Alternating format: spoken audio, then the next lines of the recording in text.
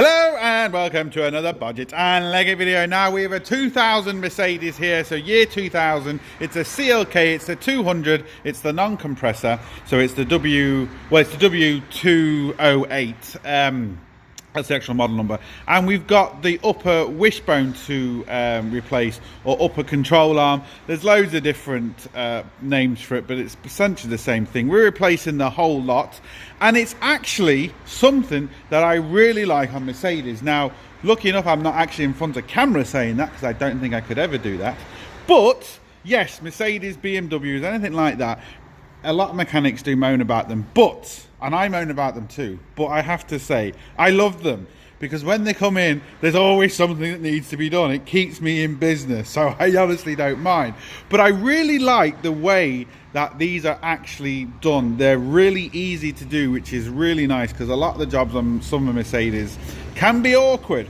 So we've got the whole arm here that we're replacing. Essentially, there's only two bolts. You've got the ball joint bolt here, and you've got the long bolt that sits on here, which is this bolt here. You get it from inside the engine bay. We take that out. But before we take that out, what we want to do is we want to take the keys out of the ignition and lock the steering, because we need to get the ball joint bolt, which is right here. And the other good thing about this is, once you've lifted it off the ground, you don't need to take the wheel off. You can actually leave the wheel on in place. And it's actually easier to do it this way, because we need to lift up the car, so we put a bit of pressure on the suspension, and it'd be easier to undo this bolt. Now, sometimes, don't get me wrong, this bolt might start spinning and it's a nightmare to get it off, but if it isn't, it's going to be nice and easy. Then we can put this bolt in place, and we then put the rear bolt in. We put the car down, so all the weight's on the suspension, and then we tighten up the bolt, because we don't want to tighten up the bolt before the suspension's loaded on. And the reason is, if we tighten up the bolt now in this position when the suspension's unloaded, when the suspension's loaded, what it essentially will do is it'll twist this bushing.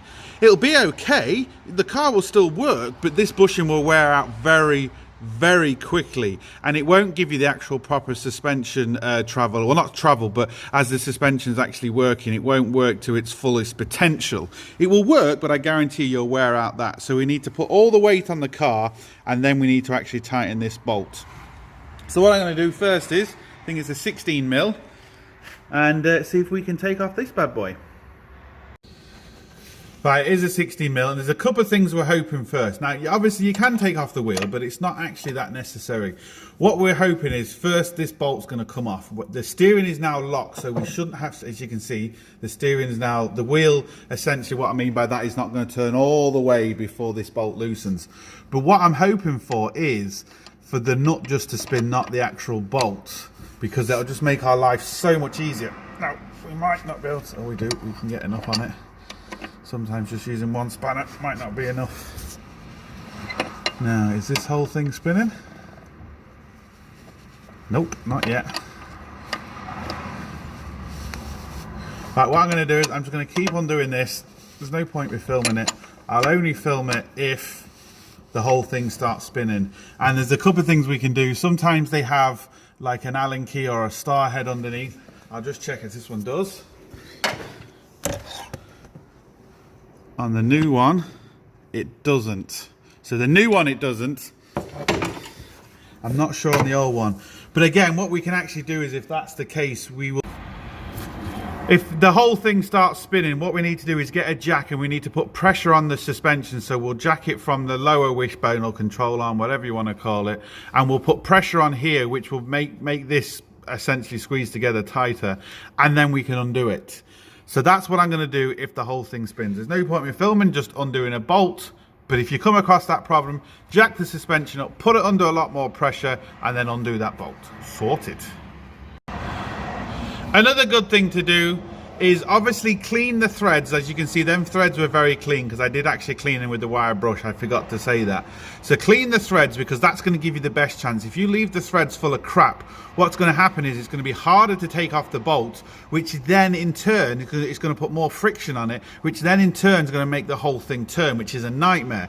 As you can see, I've now got a gap between the bolt and the actual arm. So what you can also do now is squirt some WD in, or some sort of penetrating oil, and leave it to set just once you've cleaned the threads, once you've got a bit of threads on the top, that WD-40 or whatever will penetrate all the way through.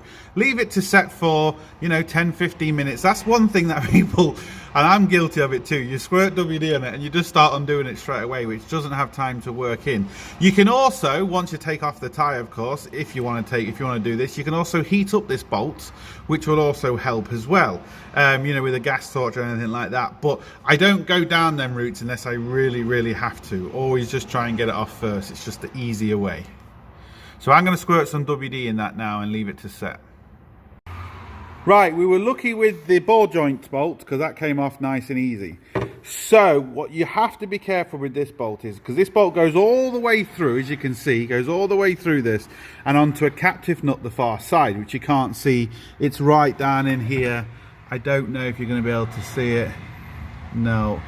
And what can happen is, you know, if someone's put this in wrong, or someone's tried to put this on first before they put this bolt and they've done something weird in its path, you can struggle. Not only that, inside here is a slightly different chemical makeup of the metal, and what can sometimes happen is the bolt seizes within here, and when you use like a big air tool or a big gun or something like that, you can't really feel what's happening with the bolt, and it can snap. And if it snaps halfway in through here and, you know, you just pull out this part of the bolt, well, you're in an awful lot of trouble. So I always like to do it manually by hand, because then I can feel the actual bolt and I can feel what it's doing before anything actually happens. So again, I'm just going to undo this bolt. No point with filming it unless I come across anything. Hopefully nothing happens. Hopefully there's no rust inside here. Hopefully we're all golden, because if not, we're in a world of trouble. So fingers crossed. Right, I'll try and get it. Well, I've just tried, but I can't get it on camera, unfortunately. What was happening is, as I first went, it went click, click, click. And you might think, oh God, it's going to break, I'm going to stop. No, that's actually fine. Don't worry about that. Still do it by hand and just make sure, you know, that the bolt is still kind of turning. If you're unsure, just turn it back tight, release it, turn it back tight, release it. You can kind of see the bolt head along down there. I just can't get it with the camera, but you can kind of see it. So just make sure that that bolt, or the edge of the bolt, is still moving essentially. If you're turning this and the bolt, this down here, isn't turning, you know you're in trouble. Stop, because believe me, this will cause a world of shit. Right, I've only done a few of these, and I thought, well, the ones that I've done, or the ones that I can remember, right down there where you see the spanner, you just get into focus. No, anyway, right down there is the nut, and I thought the ones I've done before were captive nuts, but I just thought they were, but maybe they weren't. Anyway, we've got a long 16mm spanner all the way down there, and I'll just take this off, maybe, and then we might be able to see it. Can we see it? Just about see it.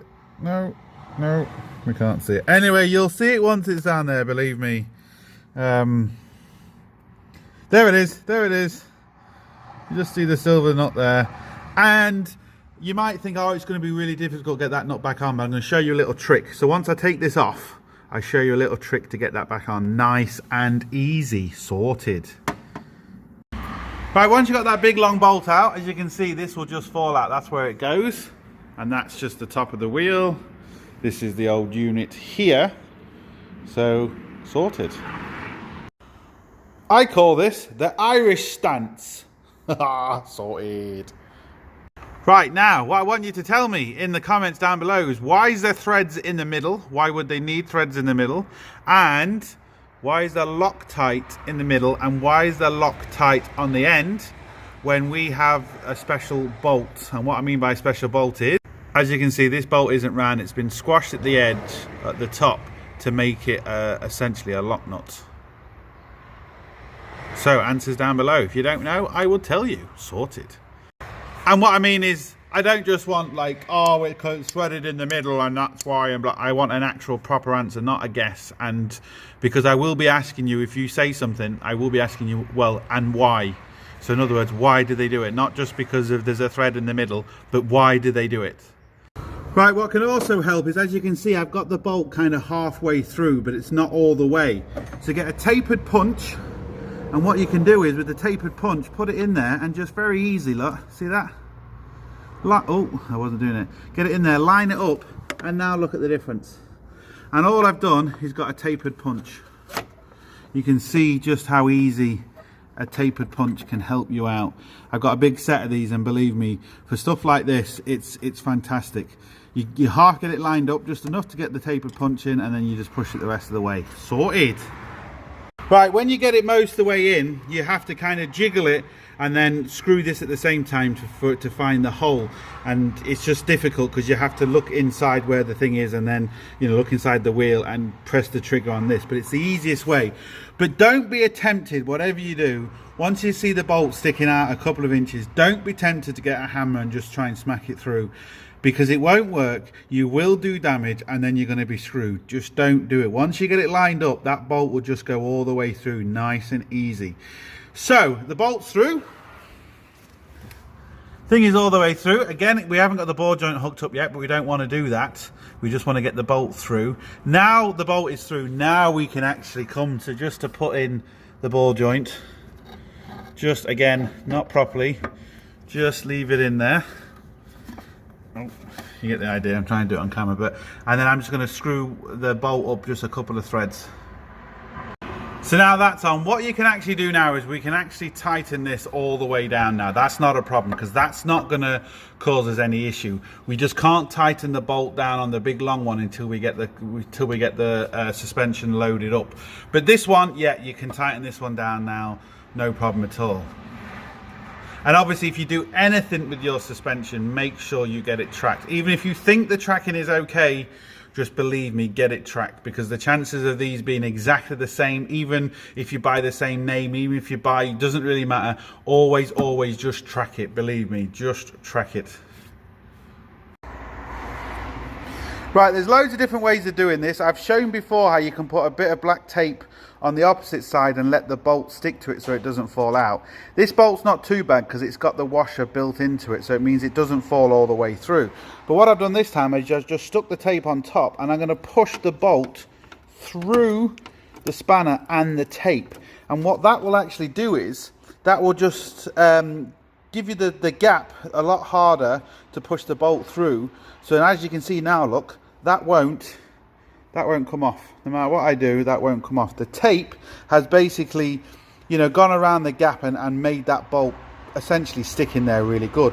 Once you're through the threads, it will just pop out easy. But this now, I can put this down here and do anything I want, look, and as you can see, that bolt will not fall out. So that's the easy way of doing it. Sorted. Right, now as you can see, all the weight is on the car. So once all the weight is on the car, I can actually tighten up this. It's always nice just to give it a few little push downs with your hand. And if you are unsure, what you can actually do is tighten the bolt, not tight, and actually just drive up and down your driveway. Just your driveway, up and down a couple of times, and that can also settle the suspension. Because just having the suspension down when you've had it jacked up doesn't necessarily mean it's at actually the right position. You can actually load the suspension by jacking it up and actually getting the proper height, but then you need to know all the factory specifications, and most people are not going to have that.